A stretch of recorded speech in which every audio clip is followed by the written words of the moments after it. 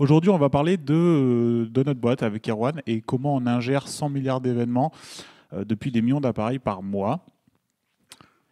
Moi, c'est Valentin, je suis tech lead chez Pubstack, aussi couteau suisse, hein, donc on touche un peu à tout. Moi, j'ai plus un background à la base JavaScript, TypeScript, mais maintenant je fais du Go, du Rust, de l'infra, de la WS, enfin voilà, tous les trucs cool qu'on va parler aujourd'hui. Et je suis aussi cofondateur, organisateur de Tech, une conf comme Claude Nord, mais à Tours. Le CFP est encore ouvert, du coup jusqu'au 31 octobre, si jamais vous avez un sujet à partager, n'hésitez pas. Et vous pouvez me suivre sur Twitter, sur V_Marten. Et oui, je dis encore Twitter, je fais de la résistance. Et bonjour, moi c'est Erwan, donc je suis aussi tech lead chez Pubstack. Comme Valentin, je suis couteau suisse, hein, on a une petite équipe donc on touche vraiment à tout. Mais j'ai une expérience qui est pas vraiment comme Valentin de développeur, mais plutôt SRE, OS, Big Data, etc. Donc voilà. Alors, Pubstack. Pubstack, c'est une startup qui a été créée en 2017, au départ par 3 personnes. Maintenant, on est 45, 50, voilà, ça dépend. Et le produit initial, c'était de la collecte et de l'analyse de données publicitaires pour des grands groupes médias tels que Prisma, 366, Reworld, Webedia. Donc ça vous parle peut-être pas, mais si je vous dis Le Monde, si je vous dis Vinted, si je vous dis Allociné, ça vous parle peut-être un peu plus. Voilà, donc du coup, nous, on est chargé sur ces sites-là et on collecte des données de pub, pas de données personnelles, pas de données privées, juste combien de pubs ça a affiché, combien ça a rapporté, etc. Et du coup, on affiche des beaux dashboards à nos utilisateurs pour suivre du coup, leurs revenus, en l'occurrence, over the time. Ce qui permet notamment, s'ils font une mise en prod et qu'ils ont cassé quelque chose, sous 15 minutes, ils ont les graphes. Un peu à la Datadog, mais pour la publicité, globalement. Et du coup, on va avoir beaucoup de données qui vont remonter, parce qu'il y a tout un système d'enchères sur les pages, et sur chaque page, on va déjà avoir quelques dizaines d'événements, voire plus, qui vont être chargés, et à chaque page qui est visitée, c'est des données qui remontent dans nos infras.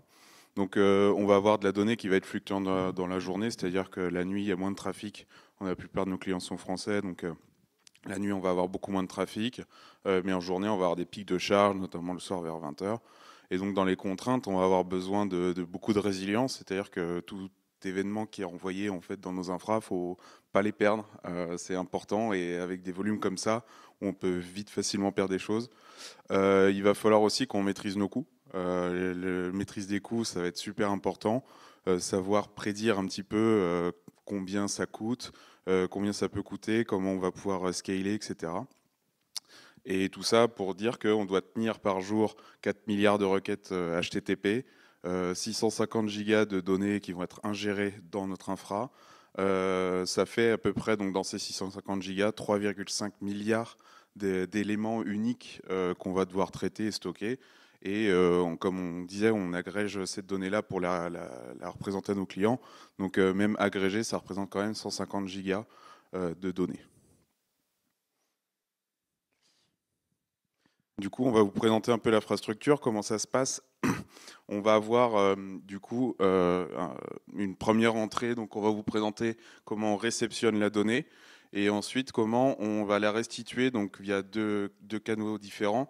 Le premier, ça va être OpenSearch, la partie agrégation donc pour notre application. Et on va avoir une deuxième partie qui est le data lake où on va pouvoir requêter la donnée de façon granulaire pour du reporting ou des choses comme ça. Avant de passer à la suite, petit sondage, est-ce qu'il y a des gens qui utilisent AWS au quotidien, on va dire de manière plus professionnelle, donc des gens qui ont leur boîte qui tourne dessus? Ok. Alors maintenant, on va parler de la réception de la donnée, donc le point d'entrée. Le premier point d'entrée, du coup, est pas chez AWS, il est chez Cloudflare. Cloudflare, pour ceux qui ne connaissent pas, c'est un CDN, Content Delivery Network, qui va permettre notamment de mettre en cache certaines requêtes HTTP et aussi d'avoir des serveurs plus près de nos clients pour diminuer le temps de réponse, le temps de latence. Et pourquoi du coup on a ça? C'est qu'on a beaucoup de requêtes qui sont les mêmes, donc du coup on va pouvoir les mettre en cache pour pouvoir réduire la charge sur nos services, réduire la latence et aussi du coup réduire les coûts. Pour ceux qui connaissent AWS, ils vont me dire oui, mais en fait il y a déjà un CDN qui existe dans AWS qui s'appelle CloudFront. Pourquoi, vu que vous avez toute votre infra sur AWS, pourquoi vous n'avez pas utilisé CloudFront? C'est très simple, c'est le prix. Cloudflare, donc globalement, il y a un pricing à 200, nous on paye 200 $, 200 euros, je ne sais plus, par mois, peu importe le trafic qu'on a. CloudFront, on va payer au trafic qui passe dans CloudFront, donc ça va être beaucoup plus cher. Si maintenant on parle de quelques chiffres, du coup, par jour, on a en 24 heures 4,32 milliards de requêtes qui passent par Cloudflare pour 11 terabytes. Et pour ça, on paye que 200 $ par mois. Si on devait payer la même chose sur CloudFront, on payerait très très cher parce que du coup, on payerait la data qui passe. Donc ça, c'est le premier point d'entrée. On passe par Cloudflare et après, Cloudflare redirige sur l'ALB, donc l'Application Load Balancer, qui globalement va nous permettre de lier une URL à un service ECS qui est globalement du Docker. J'y viens juste après. Et donc c'est vraiment le point d'entrée d'un WS et ça permet de distribuer le trafic parmi les conteneurs. Donc on a plusieurs URL et plusieurs modèles qui vont chacun redispatcher sur un groupe de conteneurs. Donc voilà, ça c'est le point d'entrée côté AWS. Et après, du coup, une fois que on passe à l'ALB, on arrive sur nos conteneurs. Donc on utilise un service qui s'appelle ECS Fargate, qui est un service managé qui en gros permet de déployer des conteneurs Docker. Et ça vient avec un ensemble de features assez cool, parce que nous, à la base, on est dev et on n'a pas envie de faire de l'ops au quotidien. Donc, on a envie d'utiliser des services managés pour, du coup, éviter cette charge de manager tout à la main. Et donc, du coup, il y a tous ces systèmes de health check qui est fait automatiquement, déploiement automatique, rolling update, upscaling, downscaling, donc monter des conteneurs à 18h, 19h, 21h quand il y a des pics de trafic et les baisser à 3h du matin quand il n'y a plus personne qui va sur les sites. On aurait pu utiliser des trucs stateless comme Lambda, des trucs comme ça, mais on avait besoin du stateful parce qu'on avait besoin de requêter une base de données et on n'avait pas envie de requêter la base de données à chaque fois qu'il y a une requête qui arrive. Ça nous aurait coûté beaucoup trop cher. De l'autoscaling, donc voilà, gérer, comme l'a dit Erwan, gérer la fluctuation de la charge dans la journée. Pour l'instant, on reste quand même sur un marché très européen, même si on a envie de s'étendre un peu sur les US, sur éventuellement l'Asie, etc. Pour l'instant, ça reste très européen, donc la nuit, on a des descentes de charge et le soir des montées de charge et surtout des rolling updates. Donc il n'y a pas de downtime. Le déploiement de nouvelles versions, c'est sans risque. Il va monter des nouveaux conteneurs, il va regarder via le health check est-ce que c'est bon et après il va router petit à petit le trafic sur les nouveaux conteneurs puis arrêter les anciens. Donc on a zéro downtime là-dessus. La suite pour nous, donc ça c'est ce qu'on a, la suite pour nous c'est code deploy. Code deploy, ça va te permettre de déployer, d'être sûr que ça fonctionne. Donc ça veut dire que je vais pouvoir démarrer des conteneurs avec ma nouvelle version, router le trafic que de 20% sur la nouvelle version, faire mes vérifications, et après pouvoir router peut-être 50%, 70%, 100%.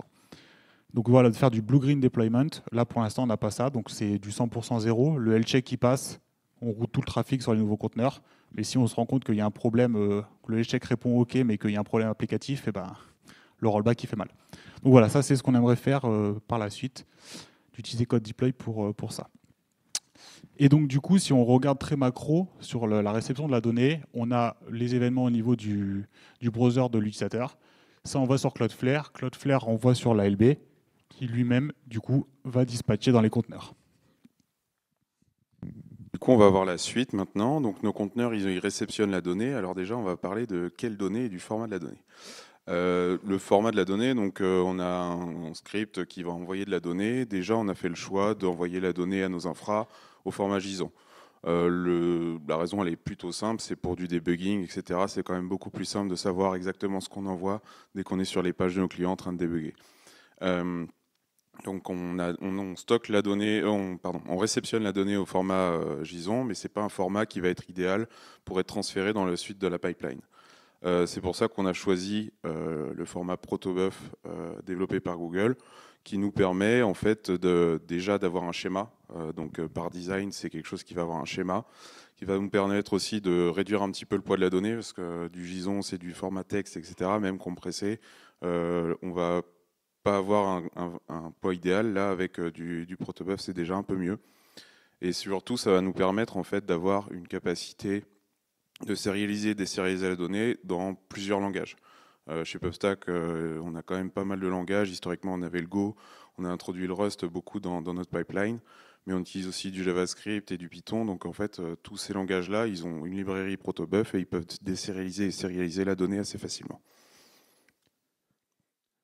Et du coup, cette donnée-là, une fois qu'on l'a transformée donc, de JSON vers protobuf, on va l'envoyer vers un Kinesis Stream. Alors Kinesis Stream, c'est quoi? C'est un service de PubSub entièrement managé chez AWS. Et ça va nous permettre en fait donc c'est une sorte de Kafka, hein, pour ceux qui ne connaissent pas. C'est un service qui va nous permettre en fait d'écrire rapidement la donnée dès qu'on la réceptionne, pour pouvoir être sûr que s'il y a un problème avec le conteneur, etc., la donnée a été écrite quelque part. L'intérêt du PubSub, ça va aussi nous permettre de décorréler l'écriture, donc c'est-à-dire la charge qu'on a en entrée avec les conteneurs qui scale par rapport à la lecture et au dépilement de la donnée derrière. Kinesis Stream, ça va être le seul élément de notre pipeline, ce qui est entre guillemets pas auto-scalé, c'est-à-dire qu'on est obligé de choisir le sharding et on choisit le sharding dans le pire des cas, c'est-à-dire que c'est vraiment quelque chose qui n'est pas auto-scalable facilement. Mais c'est pas un poste, enfin c'est un bon poste de coût, on verra à la fin, mais c'est pas non plus dans les gros postes de coût. Donc même si c'est pas autoscalable, c'est pas mal. Et du coup, Kinesis va nous permettre aussi parfois d'arrêter la pipeline, c'est-à-dire se dire on arrête de lire dans le Kinesis. Ça peut tanker de la donnée pendant pratiquement, je crois que c'est 24 heures. 24 heures de données entières. Donc on peut stopper la pipeline, réparer quelque chose, un bout de code qui marchait pas, etc.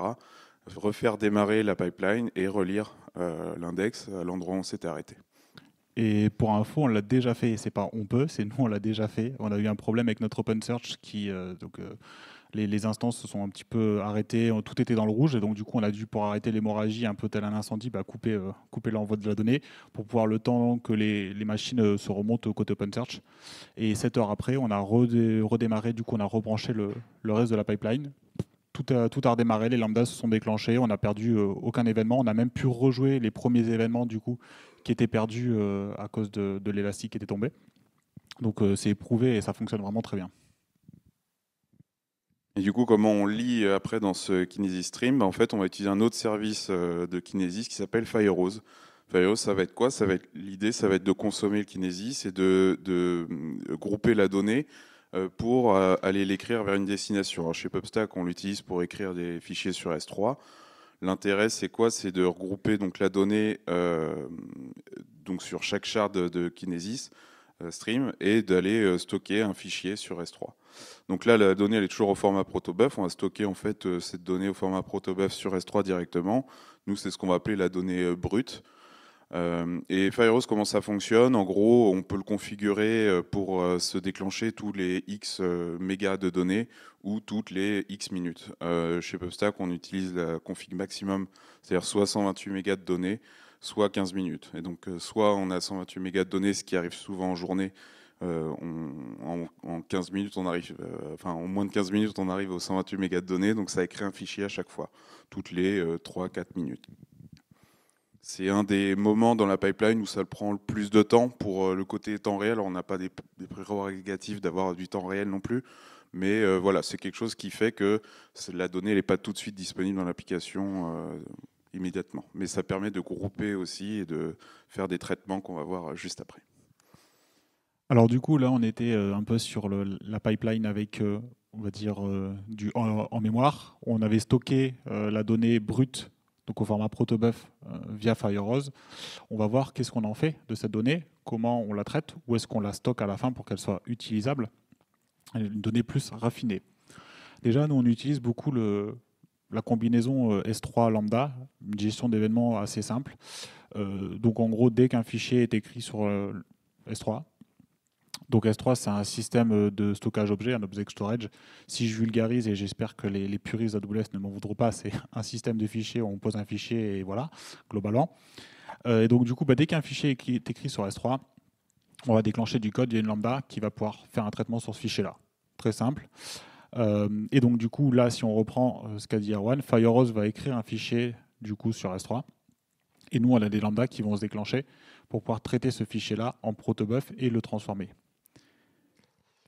Mais des fois, du coup, on a des cas d'utilisation un peu plus compliqués. C'est où on a besoin de déclencher plusieurs lambdas sur un même fichier. Et ça, juste avec S3 et lambda, on ne peut pas le faire. Donc on utilise SNS. SNS, c'est un système de messagerie qui vont permettre en gros de faire des actions en fonction d'un événement. Donc là, nous, on l'utilise avec S3 et lambda, mais on peut l'utiliser avec plein d'autres choses différentes, du DynamoDB, etc. Et donc là, en l'occurrence, dès qu'un fichier S3 est écrit, il y a un événement qui part dans SNS qui, lui, va permettre de déclencher plusieurs lambdas. Donc c'est ce qui va nous permettre de faire ce Y, la partie agrégation et la partie data lake.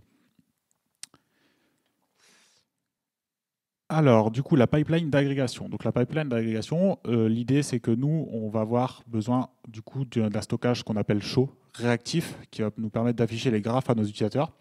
Pour ce faire, on a choisi du coup OpenSearch. Et avant de stocker dans OpenSearch, on a deux étapes.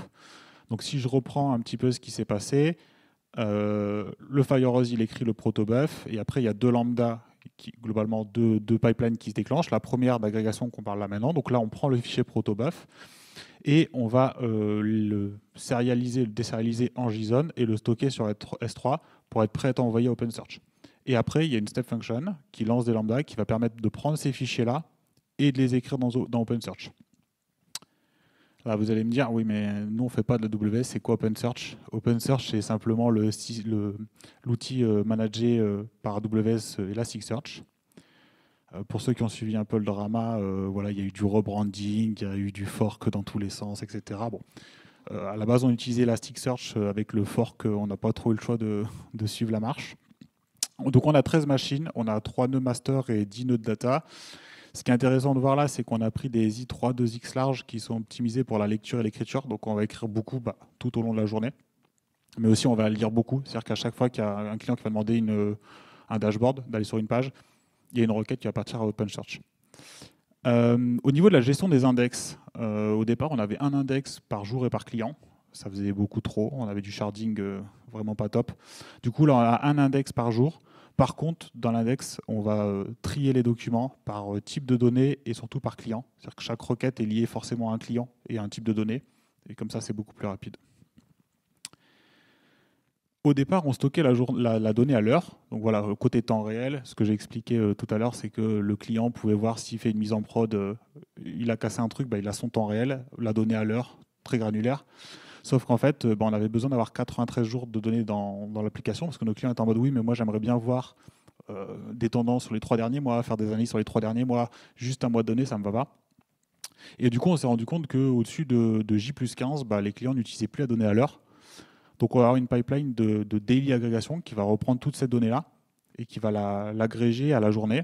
Et donc du coup, pour ce faire, on utilise des step functions.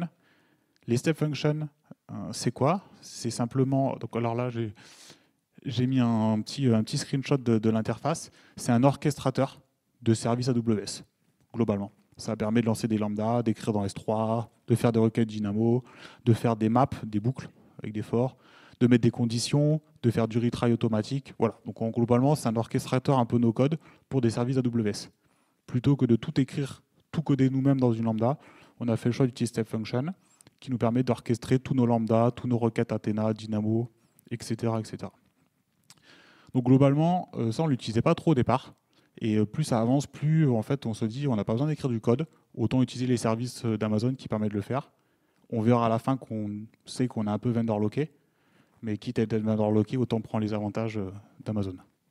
Et un des avantages aussi de Step Function, c'est qu'on peut facilement relancer des choses, donc ça a diminué quand même la quantité de support qu'on avait à faire dès qu'il fallait rejouer. On utilise beaucoup le combo S3 lambda, c'est pas mal, mais il faut coder un rejeu, relancer les lambda, etc. Enfin voilà, c'était pas forcément le plus simple. Depuis qu'on est passé sur Step Function, les rejeux sont quand même beaucoup plus simples à traiter. Et puis nos codes de lambda, c'était je lance une requête Athena et en fait les trois quarts du code c'était appeler le SDK d'Athena et pas la requête en elle-même, de faire des retries, de gérer la gestion d'erreurs, etc. Donc en fait on passait plus notre temps à appeler le SDK AWS qu'à faire du code métier. Donc là, on s'est dit, bon, il y a un problème. En fait, si on fait que du code technique pour appeler AWS, est-ce qu'il n'y a pas mieux à faire et se concentrer sur notre valeur ajoutée qui est le code métier. Donc là, c'était la pipeline d'agrégation, comment on va stocker la donnée dans OpenSearch. Le truc, c'est que la donnée, elle est agrégée, donc elle n'est pas granulaire, on ne peut pas avoir toutes les informations, et c'est pour ça qu'on a aussi une pipeline qui va stocker toute cette donnée en granularité la plus fine dans ce qu'on appelle le data lake. Alors déjà, avant de parler du data lake, on va parler un petit peu encore de format. Du coup, pour faire du data lake et de la requête, on va utiliser déjà le moteur Athena d'AWS. Donc c'est un moteur qui va permettre de faire du SQL, très simplement, et qui va être couplé en fait avec Glue, un autre service AWS qui va être on va dire le service qui va stocker toutes les tables, les colonnes, etc., toutes les informations, où est la donnée, etc. Donc les deux vont permettre de requêter des données, mais quelles données? Donc on va pouvoir utiliser S3, là encore, c'est vraiment assez standard. On utilise S3 pour stocker les données, aller les chercher avec Athena, et on va pouvoir lire différents formats. Donc Athena, ça permet de lire différents formats comme le JSON, le parquet, le CSV. On peut même coder nos propres formats si on a envie. Nous, chez PubStack, on a choisi le format parquet parce que c'est un format orienté colonne qui est vraiment optimisé pour le stockage de données massives, de larges datasets comme nous. C'est un format qui est structuré. Le seul inconvénient du parquet, c'est que c'est pas un fichier qu'on peut lire comme ça facilement, juste en faisant un cat du fichier, alors que du JSON, du CSV, c'est quand même plutôt facile à lire. Mais là, on va l'utiliser surtout pour être requêté via Athena, donc c'est pas un gros problème pour nous. Donc, comme je disais, on va stocker la donnée sur S3.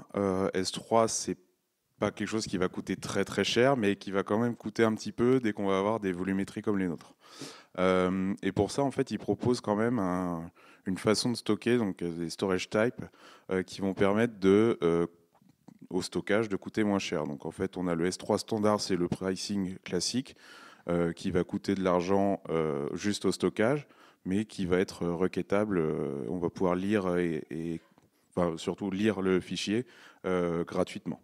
Et ils ont un autre type de stockage qu'ils appellent le infrequent access. Il y en a même d'autres qui sont encore plus que l'infrequent access. Mais nous, on utilise beaucoup le infrequent access qui permet en fait de coûter moins cher au stockage, mais qui va coûter de l'argent quand on va requêter les fichiers. Donc ça nous permet en fait, chez PubStack, de dire que comme on requête, globalement quand on requête le data lake, on requête souvent la donnée récente. En gros, on a fait une règle à 90 jours. Et bien, au bout de 90 jours, on passe tous nos fichiers en infrequent access. Et ça permet en fait de réduire fortement les coûts de stockage. Et voilà, ça coûte plus cher à la lecture, mais au moins ça coûte beaucoup moins cher au stockage. Et on a un vrai challenge là, on a 1 Tera par jour qui est ajouté dans S3, parce que du coup on garde toute la donnée est granulaire, parce qu'il n'y a pas que ce qui est affiché au client, on a des reports, on a des data analysts qui vont travailler la donnée, on peut même avoir des analyses qui sont faites des fois sur une année entière pour voir les tendances en fait de la pub sur un an sur tous nos clients. Donc on a ce gros enjeu là. Et maintenant, on commence aussi à attaquer l'enjeu d'éventuellement supprimer la donnée, de la donnée historique. Voilà, est-ce que la donnée de 2018 ou 2019 est encore pertinente en 2024? On ne sait pas. Et surtout, S3, on le verra à la fin, c'est un très très gros poste de coût, du coup. On a choisi de rester sur l'infrequent access et pas passer sur du glacier ou des trucs comme ça ou du deep archive parce que du coup, on a besoin de requêter cette donnée-là et on n'a pas envie que ça nous coûte trop trop cher. Et justement, on va parler un peu du coût ici. C'est que, en gros, on utilise Athena et donc on fait des requêtes SQL. Et du coup, si on configure rien du tout et qu'on stocke tous les fichiers parquet au même endroit, on va se retrouver en fait dès qu'on va faire une requête SQL à scanner tous les fichiers. Donc ça, c'est pas quelque chose qui est possible pour nous, parce que sinon, ça veut dire scanner les fichiers, ça veut dire lire. Et si on lit tous les fichiers, on va lire tous les fichiers, y compris sur un infrequent access. Du coup, ce qui est très standard en fait, c'est d'utiliser le partitioning. Le partitioning, c'est quoi? Ça va être de stocker les fichiers dans des dossiers spécifiques qui correspondent en fait à des colonnes, des clés valeurs en fait qu'on va avoir dans notre donnée. Donc chez PubStack, on a un partitioning assez simple, c'est une partition par jour et une partition par client. Et ça veut dire quoi? Ça veut dire que dans S3, on va aller dans le dossier jour égale la journée et client égale la journée. Et dedans, on va trouver tous les fichiers parquet. Et nous, on peut le faire humainement, mais Athena le fait aussi et il comprend et il sait traduire ça. C'est-à-dire que quand on va faire une requête avec la clause where, le client, c'est l'ID du client et le jour, c'est la journée qui est donnée. En fait, Athena, il va aller scanner que les fichiers qui sont dans ce dossier-là. Donc ça nous permet en fait d'être sûr de ne requêter que les fichiers récents, en fait, toutes les queries qu'on va faire. Et ça, c'est un problème humain derrière, il faut savoir que il faut toujours mettre ces deux clauses-là, le clause jour, la clause client. Et dès qu'on met pas l'une des deux clauses, alors surtout la clause jour, ça devient problématique parce qu'on va commencer à scanner toute la donnée. Y compris celles qui ont un infrequent access. On a des alarmes là-dessus. On a déjà eu une requête Athena pour un data analyst qui a coûté $300 pour une analyse pour un client. $300, une seule requête. Donc voilà, on comprend bien vite avec le nombre de terras qu'on a de faire attention à ça. Ça arrive de faire des analyses hein, cross client sur une semaine, un mois. Mais voilà, on va éviter de faire des analyses cross client sur 3 mois, sur un an, parce que là, ça devient vraiment très très cher. C'est ça. Et du coup, on a un dernier problème avec ce data lake, c'est comme on le voyait donc pour la pipeline, on part d'un fichier protobuf donc qui avait une taille correcte, qui était de 128 mégas. Le problème, c'est que dans ce fichier protobuf, on va avoir une vingtaine de données de clients différents en fait à l'intérieur. Donc le principe de notre pipeline, quand on transforme en fait ces données de protobuf en parquet, mais en fait on va le faire pour chacun des clients présents dans le fichier. Ce qui pose problème, c'est que des fois, et même souvent d'ailleurs, on a très peu de données. En fait, dans un fichier de 128 mégas protobuf, la plupart des clients, ils vont pas avoir énormément de données. Des fois, ils vont avoir juste une dizaine de lignes à la fin. Donc en fait, on se retrouve à créer des fichiers parquet très petits, de quelques kilos. Et donc ça pose problème pour la volumétrie. C'est-à-dire qu'on ne peut pas se permettre d'avoir beaucoup de fichiers parquet de très petite taille, parce qu'Athena, il va avoir des problèmes à juste ouvrir autant de fichiers d'un coup. Et on va de toute façon avoir des limites de lecture. S3 va dire non, vous lisez trop de fichiers d'un coup, c'est pas possible. Donc ça, en fait, si on gardait le système comme ça, on aurait été obligé de limiter nos queries, etc. Et c'était pas quelque chose qu'on voulait. Et c'est peut-être aussi moins performant, je crois. Oui, c'est ça. L'idée, c'est que ça va pas jouer. Alors pour le pricing, comment on est payé sur Athena, on est payé au giga scanné et non au compute. Ça veut dire que si ma requête elle prend 3 heures, mais qu'elle scanne très peu de données, on paye pas cher. À l'inverse, du coup, si elle scanne beaucoup de données, même si elle est très rapide, on va payer cher. Donc cette pro-concaténation-là, elle est juste uniquement pour que nos data analysts ne passent pas des heures à attendre leur query et que ça soit plus rapide. Il n'y a aucun impact sur les coûts, voire même ça nous coûte plus cher du coup parce qu'on est obligé de faire cette pipeline-là et du coup d'avoir des lambdas qui tournent, qui font ça, des écritures sur S3, ce genre de choses. C'est vraiment le côté... et c'est un peu dur quand on arrive sur Athena et qu'on vient d'une base de données, on va dire standard, où en fait c'est les machines, c'est le temps de compute qu'on paye. Donc on est toujours en mode je vais essayer de faire que ma requête elle aille vite, etc. Et après quand on t'explique, mais non en fait, même si elle dure longtemps, c'est pas ça qui. Après, les deux généralement sont corrélés, mais c'est vraiment pas le temps que la requête prend, mais le nombre de données scannées, d'où le fait, Erwan parlait du partitioning qui est super important. Et du coup, là, on a cette pipeline, donc on est obligé d'avoir une autre pipeline à côté qui passe tous les jours pour prendre tous ces fichiers-là et les reconcaténer ensemble. On a essayé de trouver la taille idéale de fichier pour parquet. Normalement, c'est 128 mégas, c'est bien. Et on n'a pas eu de problème particulier depuis qu'on a cette pipeline-là. Elle coûte un peu cher, mais elle est nécessaire si on veut faire ces requêtes correctement. Et du coup, maintenant, on va parler un petit peu d'IAM, de sécurité, aussi bien entre les services qu'avec nos utilisateurs. Donc, IAM, hein, c'est un service AWS, mais pas que, hein, c'est pas eux qui ont inventé le terme. Identity and Access Management. Donc, l'idée, ça va être de voir quelle est notre stratégie pour sécuriser l'accès à nos ressources, que ce soit du DynamoDB, du S3, des lambda ou même d'autres choses à l'extérieur. On a fait le choix d'avoir un rôle par lambda. Donc voilà, chaque lambda a son propre rôle, même si on a deux lambdas éventuellement qui peuvent avoir les mêmes permissions, les mêmes besoins. On a un rôle par lambda, donc on cloisonne comme ça. Et surtout, on a des permissions à petite granularité. Donc en gros, comment ça fonctionne sur AWS? C'est-à-dire que je peux lui dire à ma lambda, tu as le droit d'accéder à S3. Donc il va falloir préciser le service, donc S3, l'action qu'il peut faire. Donc on peut avoir des put objects, des list objects, des get objects, ou on peut mettre étoile. Et après, on va falloir lui dire sur quelle ressource il a le droit de faire ça. Et donc du coup, ça va être, dans le cas de S3, ça va être par exemple le bucket. On est vite tenté de faire un S3 2 points étoile, donc tu as tous les droits S3, ressources étoiles sur tous les buckets. On fait pas ça. Bon, déjà, c'est pas très sécurisé. Et si moi j'ai fait un problème dans mon code, que j'ai pas mis la bonne variable d'environnement, je peux me retrouver à écraser des données d'un autre bucket sur une lambda qui est pas censée le faire. Donc nous, c'est que de la granularité. Donc on va dire S3 list object sur tel bucket. Et donc voilà, on a listé toutes nos permissions. Donc on sait que chaque lambda peut accéder uniquement aux ressources AWS, que ce soit une table Dynamo, que ce soit un bucket S3, qu'elle a besoin.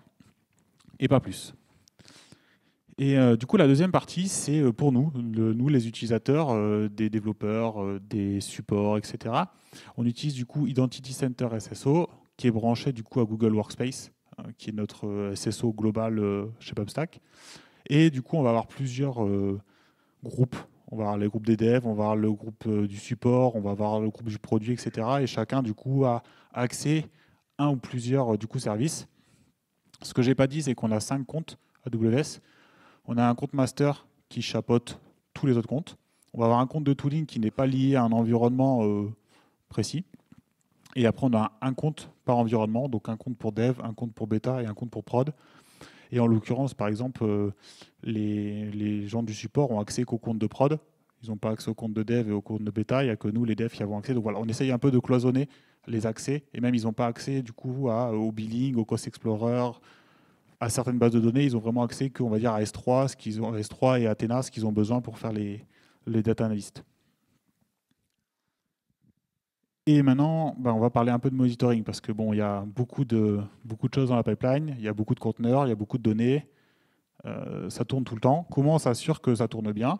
Comment on s'assure qu'on est alerté s'il y a des problèmes? Du coup, on utilise CloudWatch. CloudWatch, c'est un service de monitoring, de gestion de métriques, de gestion de logs. Il fait même parfois le café, si vous lui demandez gentiment. Voilà, CloudWatch, ça fait beaucoup de choses chez AWS. Ça nous permet déjà de stocker nos logs et de requêter nos logs. Donc voilà, il y a un problème, il y a un client qui dit à 15 heures sur votre application, j'ai pas réussi à sauvegarder mon settings. Voilà, on peut aller voir sur CloudWatch. On peut mettre des alarmes. Une lambda qui fail, j'ai une alarme, on est alerté. Nous, on l'a branché avec Slack, donc on reçoit des messages en Slack. Des temps de réponse trop hauts. Par exemple, j'ai un problème avec un conteneur, la requête met trop de temps à revenir à l'envoyeur. Du coup, on est alerté, c'est-à-dire que potentiellement, il y a des actions à prendre chez nous. Donc, il y a pas mal d'alertes qui sont déjà configurées par défaut sur CloudWatch, notamment sur des lambdas, et des alertes custom qu'on peut mettre en fonction de soit des métriques qui sont disponibles, le temps de réponse, soit certains patterns de log. Si je peux lui dire, si tu repères ça dans un log, déclenche une alarme et alerte-moi. Donc voilà, on a tout ça. Et derrière, surtout, on a un gros dashboard avec tout le nombre de conteneurs, le pourcentage de CPU, le maximum de CPU, le minimum de CPU, le temps de réponse, average, maximum, minimum, le nombre de shards des Kinesis. Donc on a tous les conteneurs, tous les Kinesis. On a même OpenSearch. Donc on a un gros dashboard où on a tout dedans qui nous permet que quand on a une alarme, on va sur ce dashboard-là et on est capable de voir quel élément de la pipeline est en cause et depuis quand c'est arrivé, quels sont les impacts, etc. Donc voilà, c'est un peu notre tour de contrôle, ce dashboard-là. Et maintenant, on va parler un peu de coûts. Non, je ne l'ai pas écrit sur cette slide-là. Voilà. Est-ce qu'il y a quelqu'un qui veut se lancer une petite estimation combien on paye par mois de facture AWS? Personne? Ouais, pas mal, pas mal. On a 34. Ouais, non, vraiment pas mal. Et je dis bien juste après, il y a une slide. Donc pour savoir combien ça nous coûte et surtout savoir quels sont les postes de dépenses, on utilise le Cost Explorer, donc qui permet de visualiser, d'analyser les coûts, de comprendre toutes les dépenses de la facture AWS. Donc qu'est-ce qu'on a fait? On a tagué toutes nos ressources. Donc c'est un système qui existe dans AWS, on peut mettre des tags un peu partout. Et donc du coup, on a deux tags. On a le tag module qui nous permet de, en gros, représenter un projet GitHub. Et Tech Module, c'est un sous-projet à l'intérieur. Et du coup, grâce à ça, on va pouvoir sortir du coup des graphes en fonction des services, en fonction des tags. Et du coup, chaque début de mois, on fait le reporting sur le mois d'avant. Et du coup, ça nous permet de savoir par service, par account, dev, beta, prod, par projet, combien ça nous coûte. Et donc, on essaye d'avoir un ratio de 50 centimes par million d'événements par mois. Donc chaque mois, on fait ce truc-là pour être sûr que nos coûts sont maîtrisés et qu'on ne dérive pas. C'est d'ailleurs ce qui a amené au fait qu'on réfléchisse à supprimer un peu de data de S3, c'est que nos coûts commencent un peu à s'envoler et il faut faire quelque chose. On faisait plus de 200 ou 300 dollars par mois à chaque fois de rajout juste S3. Alors c'était de la prévision de coûts, donc on savait qu'on avait ça, mais c'était vraiment tous les mois. La facture faisait forcément plus de 200 ou entre 200 et 300 dollars à chaque fois parce qu'on ne supprime pas de données ou on ne supprimait pas à l'époque de données. Donc ça, c'était quelque chose, c'est quand on dit maîtriser les coûts, c'est aussi ça, c'est savoir qu'on va avoir cette augmentation-là et la répercuter, etc. et prendre des décisions en fonction au bout d'un moment, quoi. On le voit bien là, hein, la courbe ne fait que monter, là c'est par mois. Donc tu vois, tu avais raison, hein, là, sur cette image-là on est à 33. Il y a des optimisations, hein, qu'on fait. On réserve du compute. Donc on le dit, on va utiliser autant d'heures de compute, que ce soit via des lambda, que ce soit via des conteneurs Docker.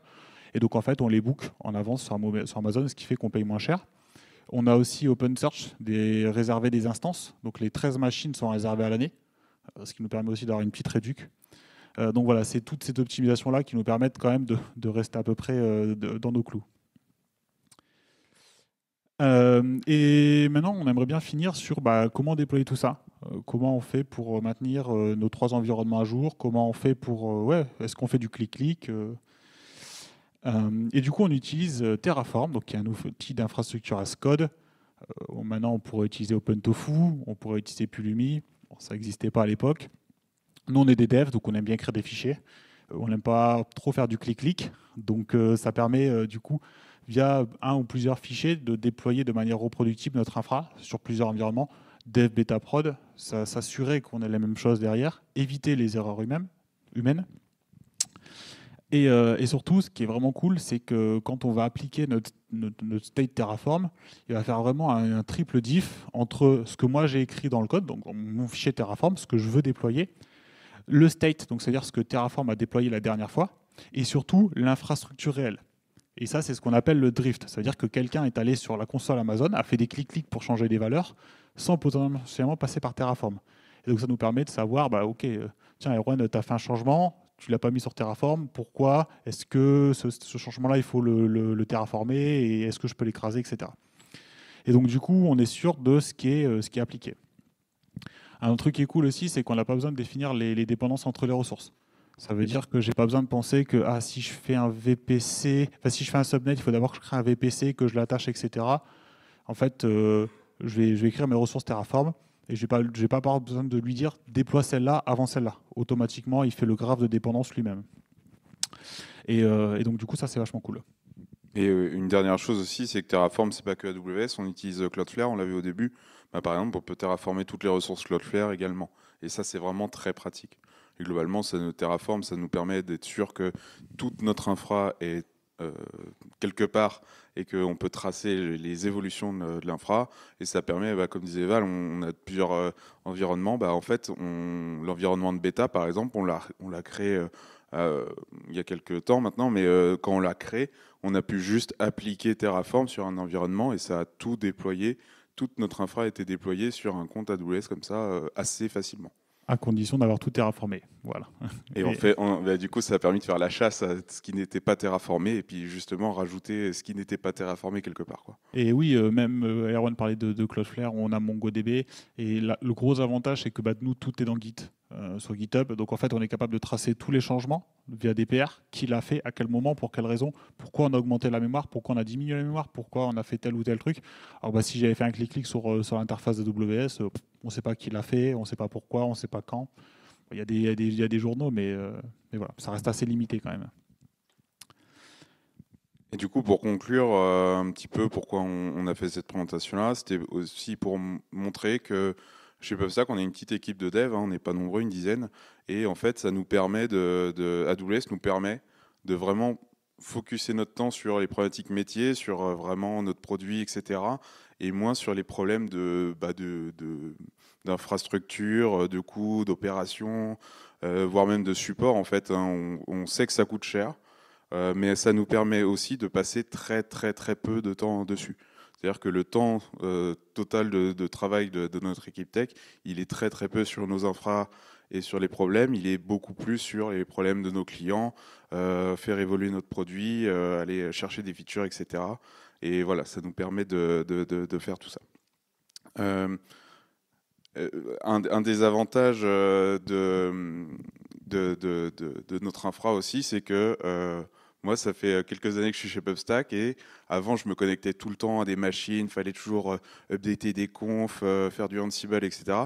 Chez PubStack et toute l'infra qu'on a présentée là, on n'a aucune machine où on se connecte. On a 0 machine, quoi. C'est vraiment, je me suis pas connecté en SSH depuis, ça fait 4-5 ans là que je suis chez Et PubStack. surtout rien à maintenir, pas de machine à mettre à jour, quand il y a eu des trucs avec Log4j, des trucs comme ça, bah nous on n'est pas inquiétés parce que c'est AWS qui met à jour les machines, quoi. Parce qu'on a du Rust aussi, mais Tout de suite, tout de suite. Oui, et on voulait aussi parler un peu du vendor locking. On sait qu'on est vendor locké chez AWS. Globalement, on a une grande partie de notre infra et on a beau dire oui, on a terraformé, on peut passer GCP.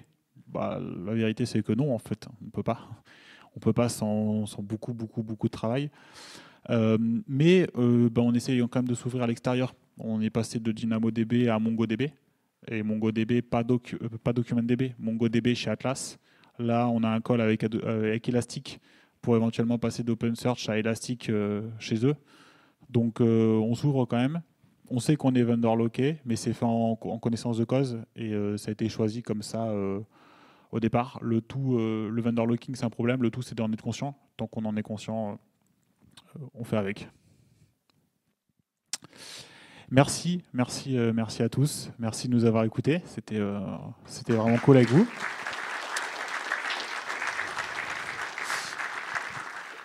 Si jamais vous avez des questions, là il nous reste encore, je crois, quelques minutes. Sinon, vous pouvez nous retrouver sur Twitter. Si vous avez 5 minutes pour nous mettre un petit feedback, ça nous permet de nous améliorer. Donc voilà, ça c'est toujours cool, un petit feedback constructif si vous avez 5 minutes. Voilà, merci. Oui. Sinon je répète, je sais pas si... Sinon je répéterai ta question au pire.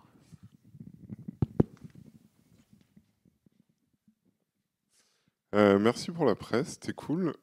Petite question, comment vous faites au quotidien, c'est quoi votre flow de développement? Parce que tout est dans le cloud, est-ce que vous avez un environnement local ou est-ce que en cas de coupure d'internet, tout le monde est au chômage? Tout le monde est au chômage. Non, on a sur certains trucs, on a des environnements locaux, mais oui, globalement, en fait, c'est très compliqué pour nous, notamment Elasticsearch. En fait, on peut pas avoir un élastique qui tourne en local avec toute la data nécessaire. C'est vraiment le gros souci.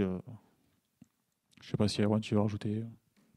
bah, globalement, on cloisonne chaque élément de la pipeline ou des choses comme ça, où on arrive à toujours à lancer manuellement quelque chose, prendre un fichier. Bah, en fait, au lieu de les lire sur S3, on peut le lire en local et faire passer tout le code, tester tout le code. Et après, il y a quelques tests qu'on fait aussi. On va télécharger des Docker. Alors, on avait DynamoDB avant. Bah, en fait, on peut, avec un conteneur Docker, lancer un Dynamo, charger de la donnée dedans, etc., faire des tests locaux. Donc, on peut quand même faire pas mal de choses en local. Attends, il fonctionne. Ah bah, nickel. Ok. Je pose la question parce que j'ai travaillé dans un contexte un peu comme ça où il y avait plein de trucs, on utilisait le local stack. Oui. Et je me demandais un petit peu comment ça avait évolué et si vous aviez fait le taf, parce que c'est beaucoup de taf. Ouais, c'est beaucoup, beaucoup de taf. Du coup, non, bah, comme dit Erwan, en gros, on a un peu des manuels process qui permettent de simuler. Et en fait, les lambdas, la plupart du temps, elles sont lançables en local. Mais c'est vrai que si on perd Internet pour développer sur notre app où on n'a pas Elastic, où on n'a pas la data, c'est plus compliqué. Je sais pas s'il y a d'autres questions. En plus, je crois qu'on est bon niveau temps. Merci beaucoup. Merci beaucoup à tous. Bonne journée.